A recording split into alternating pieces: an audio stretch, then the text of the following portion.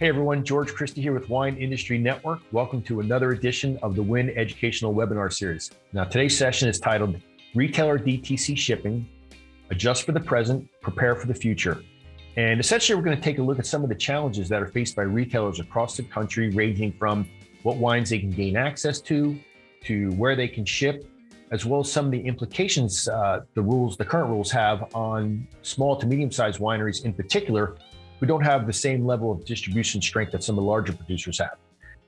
This session is sponsored by Avalara. Avalara offers a complete compliance solution to the beverage alcohol industry.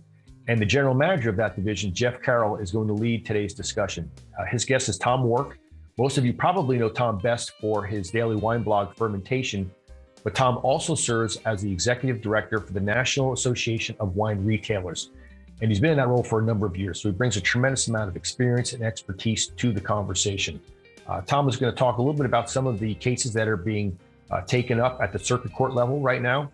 But he's also going to offer some predictions for how he sees things unfolding over the next 12 to 18 months. So really interesting stuff. Before we begin, I just want to remind everybody that our goal is to make this session as interactive as possible. So to that end, we actually pre-recorded the session about a week ago. But Jeff and Tom are watching the broadcast live just like you are. They're in the chat room. So if you have questions, please submit those questions. You don't need to wait till the end. They'll pick those questions off as they come in. So please take advantage of that. I think that about covers it. I want to thank Avalara for their support, for their sponsorship. I want to thank Jeff and Tom for their time. And most importantly, I want to thank those of you in the audience for joining us once again. I hope you enjoy the session.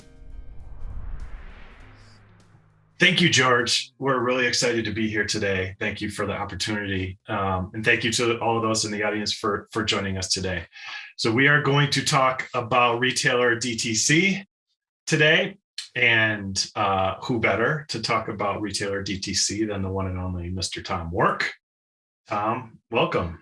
I am happy to be here. I want to thank Win and George and you. I always enjoy talking about retailer DTC.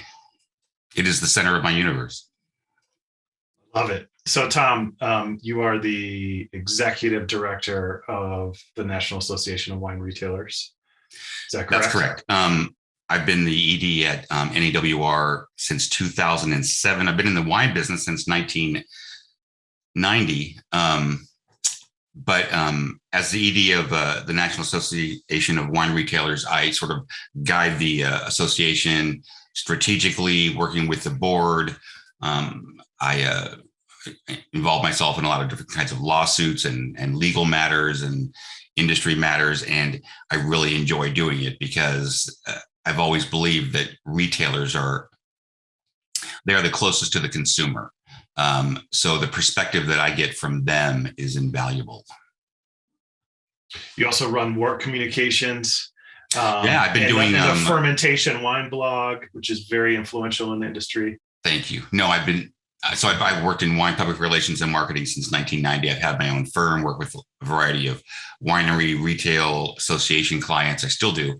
And then I started Fermentation, the daily wine blog, in 2004, before blogging was cool, and it's still going long after blogging has not become cool anymore. Though I do enjoy it. It's a great outlet to talk about a lot of regulatory issues. So I have that niche primarily to myself. I love it. I always look forward to reading your posts. Okay, so we're going to get into some regulatory stuff today, but before we do, just give us kind of a state of the industry. How are your members doing? How are sales? What's going on? So we still talk about everything in the context of COVID, right? When COVID hit back in early 2020, retailers were not sure what was going to happen, right? And then everything shut down.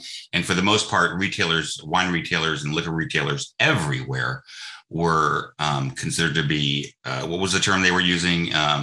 We can't close these people down because they are essential businesses. Yeah. We found out just how essential they were when Pennsylvania, I think, was the only state that decided to shut down retail stores, which caused just about everybody in Pennsylvania to cross the borders and flood into other states. And they promptly, after 2 or 3 weeks of that, opened it up. So retailers were open, doing curbside pickup, doing a lot of delivery during COVID. And what we saw were their sales really went up a lot. I talked to a number of retailers whose sales were up 100%, 200%. Their shipments, interstate shipments as well as in-state shipments, were also up considerably as restaurant sales shut down and as folks started to drink more at home.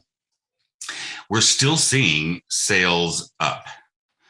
I'm under the impression that we really can't understand where the wine retail industry is relative to 2019 until well into next year. I think we're still under the influence of COVID-related impact. So suffice to say, sales are up off premise. There's no question about that. Wine shipments are up off premise. So from that perspective, retailers are doing well, with the exception of a lot of retailers are having a hard time keeping certain products in stock. There's a logjam with regard to distribution. It's not just wholesalers, but it's getting wines into the country, right?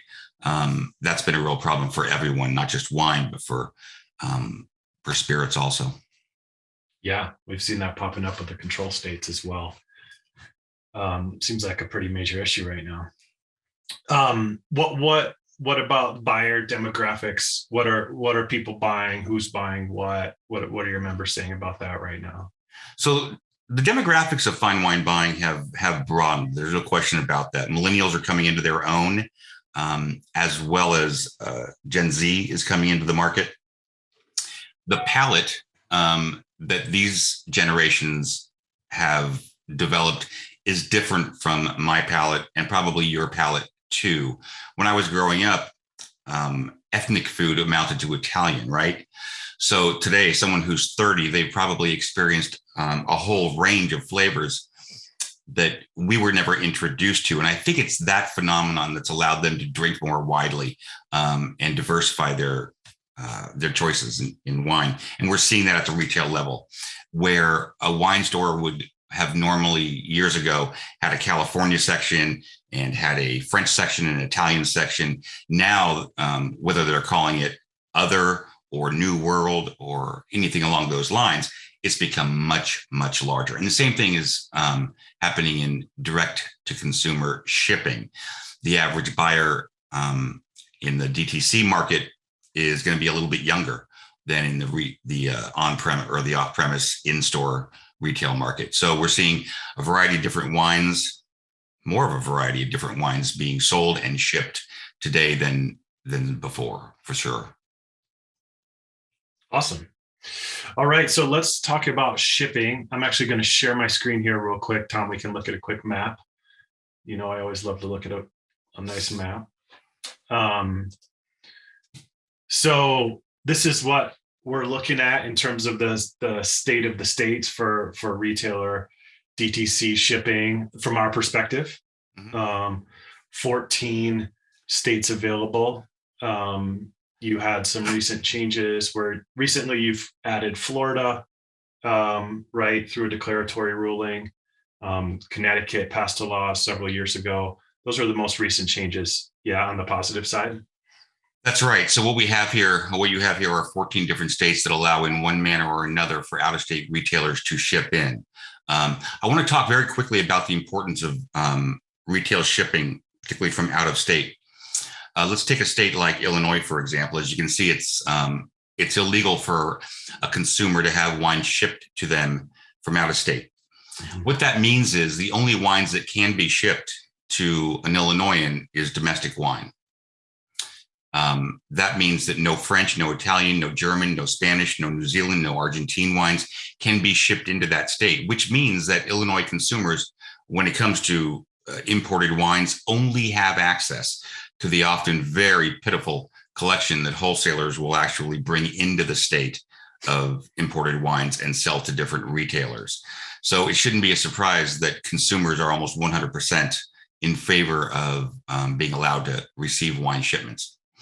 So what you also have here are different kinds of states that are open. You have states where an out-of-state retailer needs to get a license looking at Oregon and Wyoming and Nebraska and North Dakota, et cetera, et cetera. Looking at other states that are reciprocal. I think there's 2 of those. Actually, I think there's 3 of those left, but California and New Mexico are both considered to be reciprocal states. That said, there doesn't seem to be a lot of enforcement by the likes of California, or for that matter, New Mexico. I've yet to see California reach out to a New York retailer and say, you can't ship here. And I think there's a number of reasons for that.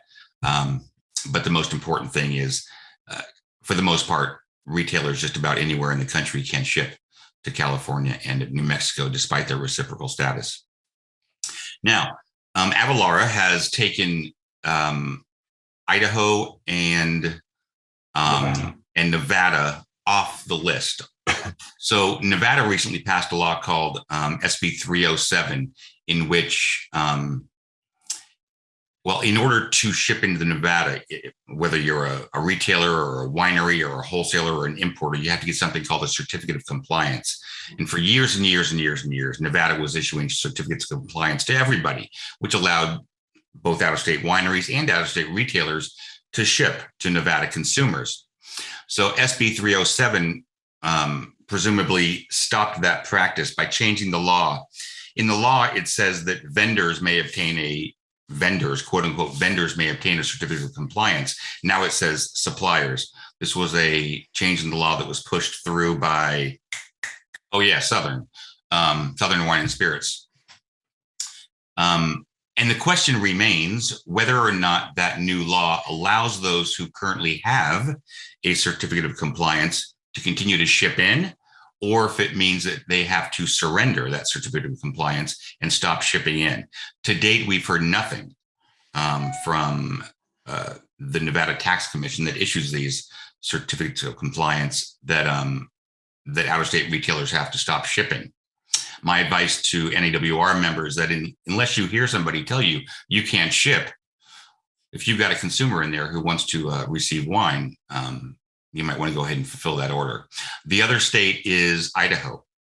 Idaho had been had thought to be a reciprocal state for many, many years. And there's been some discussion as to whether or not the state of Idaho is now interpreting their law differently than it did for many, many, many years. To date, I haven't seen any enforcement of the interpretation that Idaho is not a reciprocal state. So we'll wait and see what Idaho has to say. I'm giving similar advice to retailers with regard to Idaho that I'm giving to Nevada. All that said, this is a fairly pitiful map. The vast majority of consumers in the United States are being barred from receiving shipments from out-of-state retailers, out-of-state auction houses, out-of-state wine of the month clubs. And what's interesting is there's no real opposition to shipping among consumers. The opposition comes entirely from wholesalers and from retailers. Retailers in the States don't want out-of-state retailers to ship in, not because they're worried about the children, but because they're worried about their profits. And so that's what NAWR is sort of working to change, and that is to turn states around and allow real commerce to happen. Thanks, Tom. So I'll just make a few quick comments on the Nevada and Idaho issues. We did kind of purposely take those off of our map, and starting with Nevada. So with the law change, I don't think that they will issue certificates of compliance moving forward for retailers or for breweries or for distilleries. I think it'll just be for wineries. So then, the question remains, okay, what about retailers that currently hold certificates of compliance? My understanding there, Tom, and I think we've talked about this, is that they will eventually reach out to people and ask them to stop shipping under those existing licenses. But you're right, I have not seen any communication to date, and that remains to be seen. For Nevada, for Idaho, that's a situation where the law is pretty poorly worded. Would you agree with that? It truly is poorly written. But you know what? That's not all. That's sometimes par for the course, because a lot of these laws were written a long time ago Yeah. before so much of the understanding of DTC really came to be understood. And they look archaic the way they're written. And sometimes in the case of Idaho, they're extraordinarily difficult to read. Yeah. Yeah. Very hard to read. The reason we took that off of our map is because, we did have a communication with the Idaho ABC, and they are taking the position that they don't have reciprocity agreements with any other state. So, that is a tough call, but because it's poorly worded and they're taking that position, we decided to be conservative and take that off of our. I have not seen an announcement of that position. Have you? I have not seen the agency come forward publicly and state this. No. Right. Correct. Let's move on to litigation, Tom. Litigation. So, tell us where we stand. This all stems from the Tennessee wine and spirit retailers decision from a few years back, and I think a lot of people, including you, probably interpreted that to extend a lot of the principles of Granholm to all tiers of the industry. And so tell us about what you've done since that decision and what your goals are with the litigation. Well, do you mind if I talk a little bit about Tennessee wine and Granholm? Please. So Granholm was groundbreaking, right? Granholm laid out the process by which courts should understand discriminatory laws. Prior to Granholm, there were a number of states that would allow their in-state wineries to ship to consumers in those states, but not out-of-state wineries. And those states were sued. And what the Supreme Court said was that that in general, any state that has a discriminatory law in its books that discriminates against interstate commerce, that law is per se invalid. If it were shoes and you allowed only shoe manufacturers in your state to ship, but not out-of-state shoe manufacturers, that would be unconstitutional. However, because it's alcohol and because there's the 21st Amendment that gave the states the right to regulate the sale and distribution of alcohol inside those states, the Supreme Court said we look at it slightly differently. First, we ask if the law is discriminatory. And if it is, that doesn't necessarily make it unconstitutional. We then ask the question, does the law advance legitimate state purposes like the health and safety of residents? If it does, we then ask the question, are there no other non-discriminatory alternatives for advancing those health and safety purposes? And in the case of Granholm, the court found that there were a number of non-discriminatory ways by which you could protect minors from obtaining wine, from collecting taxes, from keeping an orderly market. And so those laws in New York and Virginia were struck down. No, New York and Michigan were struck down. And as a result, we saw this slow process of all these states that discriminated against out-of-state wineries slowly change their laws over time. They still haven't finished doing it. They will. But it was a boon. Out of the gates, everyone thought this is great because this will apply to retailers also. And what we found people arguing almost immediately was that no. Those principles of non-discrimination only apply to wineries and only apply to producers. So then in 2019 came the Tennessee Wine v. Thomas decision. And in that case, Tennessee had these strange laws that said you had to be a resident of the state for a certain amount of time before you can get a retailer's license. And that was challenged. The way that law was defended was they said that, well, we're discriminating against retailers. And as you know, Granholm only applies to wineries or producers. So we can discriminate against retailers. And the court looked at that argument and very succinctly came back and said, and I just want to quote it because I love these short sentences that the court puts out. They said, there's no sound basis for this distinction. So all of a sudden, the principles of non-discrimination enunciated in Granholm all of a sudden apply to retailers. So it was on the basis of both Granholm primarily, and then also Tennessee Wine, that a number of lawsuits have been filed in various states across the country. All of these lawsuits are the same. They cite the state's law that says in-state retailers may ship to residents in those states, but out-of-state retailers may not. And so currently there are lawsuits filed in Arizona, Indiana, Ohio, Missouri, North Carolina, Rhode Island, and New Jersey. I'm always impressed when I can just reel those off, because there's going to be another one that'll be filed soon also. The one that's most important right now is the one out of Missouri. That's been appealed to the Supreme Court. Next month, the Supreme Court will meet and they'll decide whether or not they want to take that case. So we'll know probably by the middle of October whether or not they'll take that case. If they take that case, I think the ball game is over. So all of these cases have been filed with the intent of getting a case up to the Supreme Court. We believe that if the Supreme Court takes any of these cases, they'll come back and they'll rule with something along the lines of course, you can't discriminate against out-of-state retailers. And so as a result, you'll notice that most of these cases have been filed in different circuit courts of appeal. So the case in Arizona is in the Ninth Circuit, and the rulings from the Ninth Circuit govern California, Oregon, Arizona, Washington, I think Idaho also. And then we've seen these cases strategically filed in different states to cover, I think, 7 of the different circuit courts around the country. So it's an important, very important part of the strategy. While NAWR does a lot of lobbying in different states, the other half of our strategic approach to this issue is litigation. So, and typically the Supreme Court, when they're evaluating a case like that, they're going to look for a circuit split.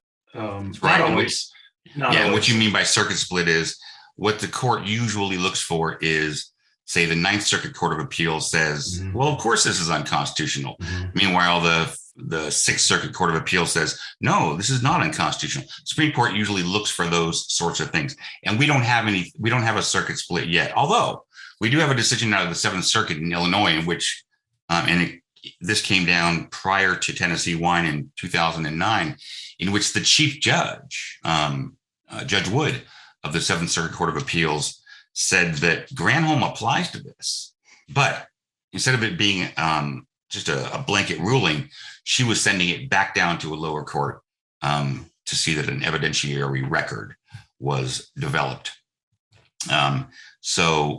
So that's why that case didn't get appealed to the Supreme Court by the state of Illinois, because it was more of a remand to a lower court. But in the process of remanding it, the chief judge wrote an opinion saying this is unconstitutional.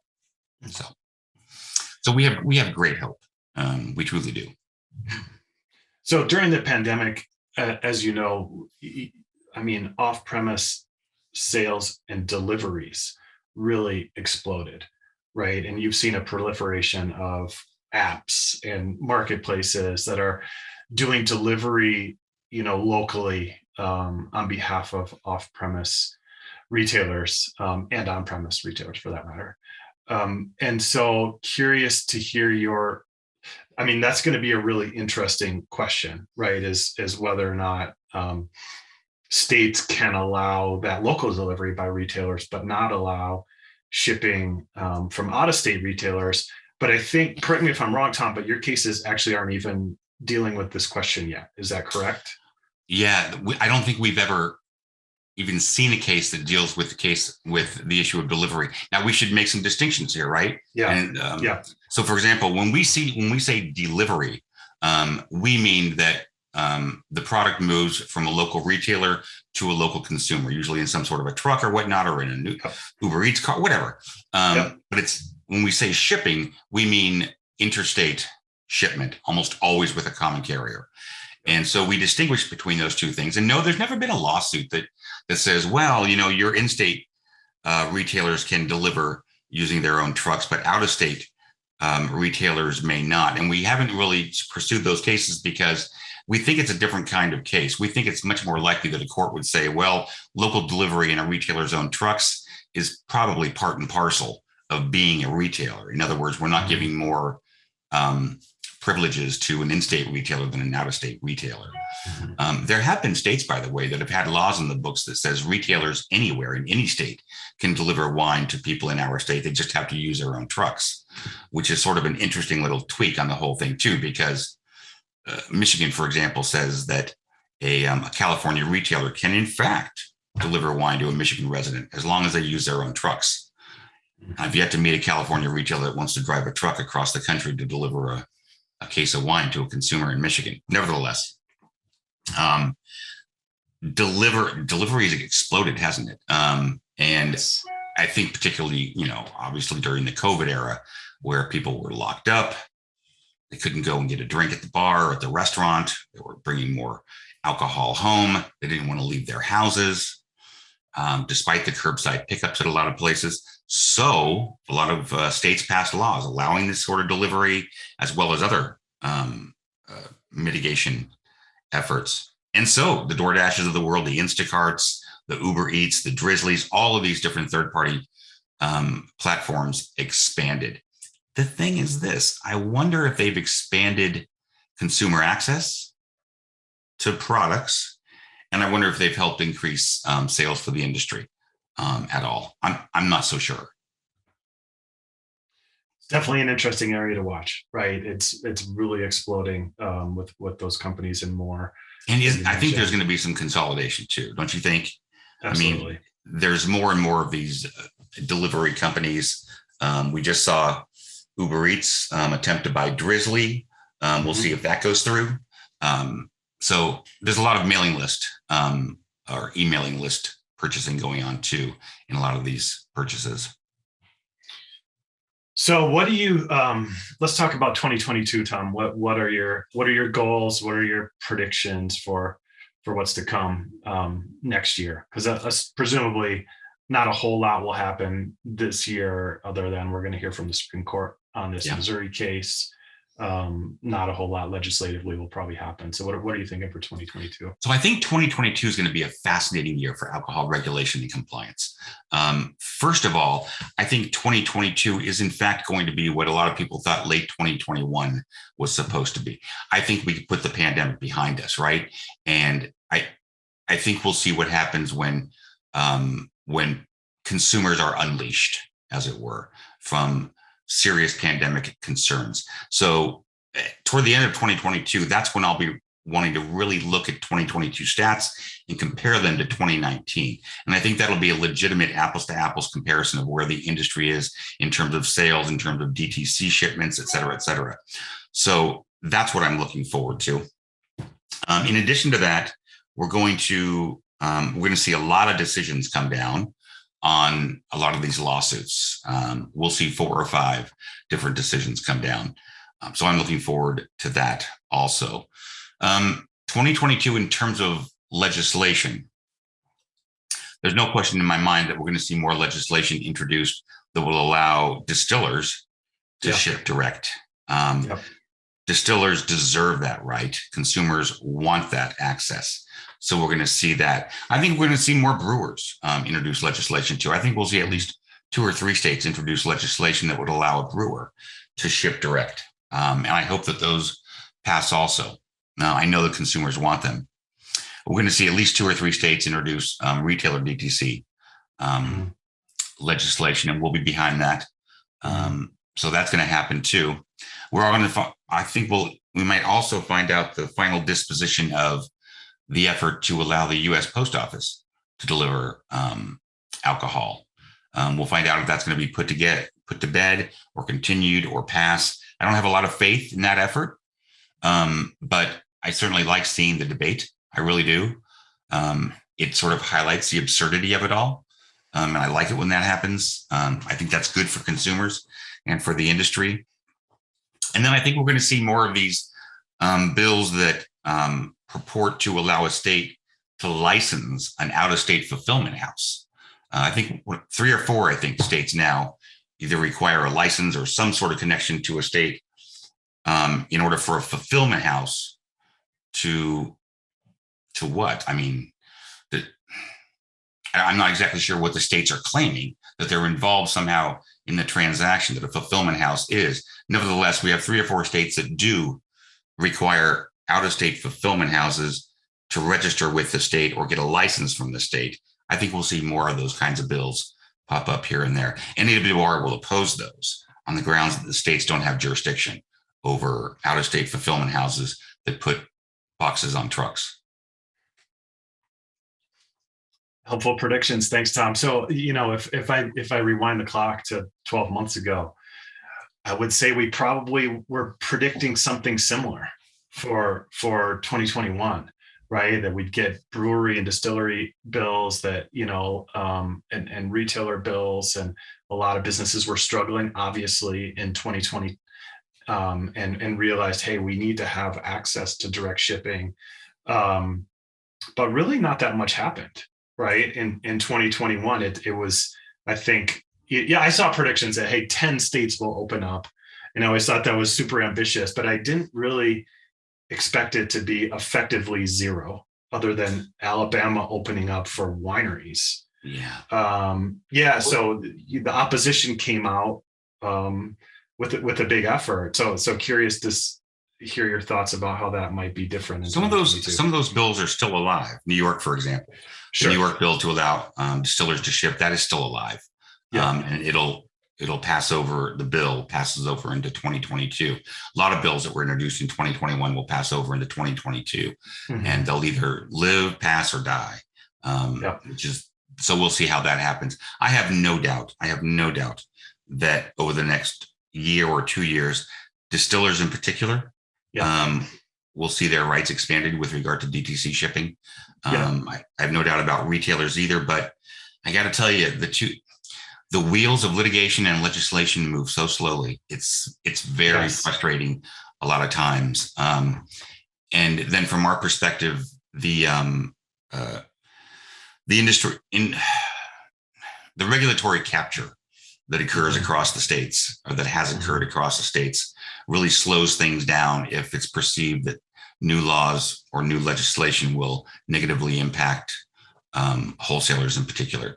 I don't think it's a surprise to anyone that most people agree that wholesalers have a fairly firm grip on the way legislation and regulations move in this industry. And so everyone who wants something new or wants a liberalized alcohol distribution system is always fighting against that, And so the wholesalers, they fight the good fight, as do we. You make the principled case, you gather your allies, and you move forward.